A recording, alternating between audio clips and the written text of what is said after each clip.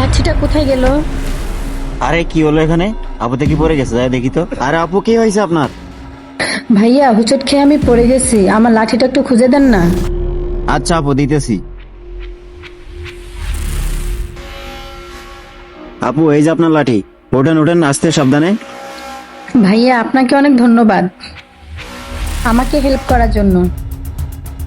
ঠিক আছে আপু, আপনি এখন যান। মানুষ যে কি যেখানে সেখানে ইট ফালায় রাখে। যাই হোক, ইটটা এখানেই ফালাই দেই।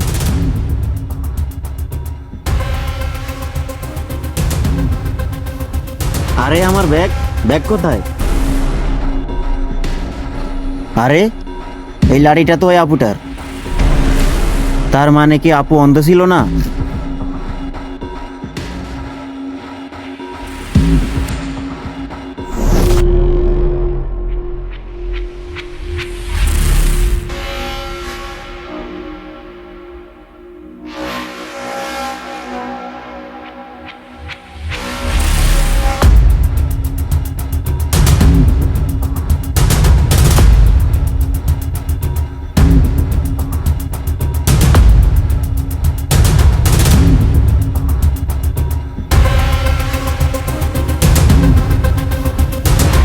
দোস্ত কই তোরা? মিশন সাকসেসফুল, তাড়াতাড়ি চলে আয়।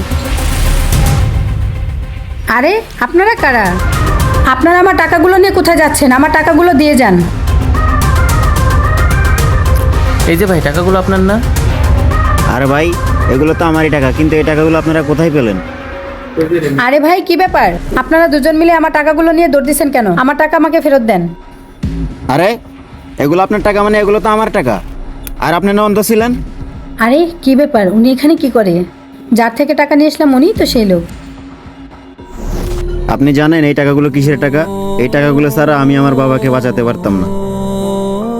আপনি যে আমার কত বড় ক্ষতি করতে যাচ্ছিলেন, আপনি জানেন এই টাকাগুলো আমি ফেরত না পেলে আমি আমার বাবাকে কখনোই বাঁচাতে পারতাম না। আর আরেকটা কথা আপু, আমি তো আপনার উপকার করতে যাচ্ছিলাম, তাহলে আপনি কেন আমার টাকাগুলো নিয়ে আমার এত বড় একটা ক্ষতি করতে যাচ্ছিলেন? আরে আপনার টাকা মানে? আপনি এসব কি বলতেছেন? আপনাকে তো আমি কখনো দেখিই নাই।